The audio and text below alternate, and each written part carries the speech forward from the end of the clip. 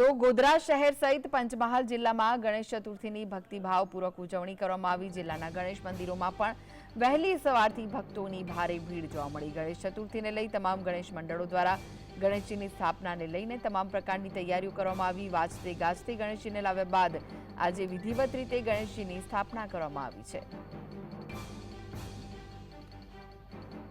તો આ વિશે વધુ માહિતી માટે જોડાઈ ગયા છે સંવાદદાતા રવિ। ગોધરા શહેર સહિત પંચમહાલ જિલ્લામાં ગણેશ ચતુર્થીની ભક્તિભાવપૂર્વક ઉજવણી થઈ રહી છે, શું વિગતો? ચોક્કસથી જણાવી દઉં, ગોધરા શહેર સહિત પંચમહાલ જિલ્લામાં ગણેશ ચતુર્થીની ભક્તિભાવ સાથે આજે ઉજવણી કરવામાં આવી રહી છે। ગણેશ મંદિરો છે ત્યાં વહેલી સવારથી ભક્તોનો ભારે ધસારો જોવા મળે છે, ભક્તોને ભારે ભીડ જોવા મળે છે।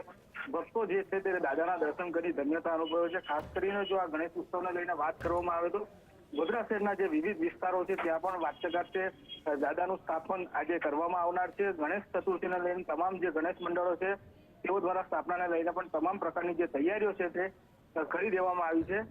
8 થી 5 દિવસ ગોધરા બનશે ગણેશમય। તમામ ગણેશ મંડળો દ્વારા પંડાલમાં પણ ખાસ પ્રકારની સજાવટ કરવામાં આવી છે અને લોકોમાં પણ ભારે ઉત્સાહ જોવા મળી રહ્યો છે। જી આભાર માહિતી આપવા માટે।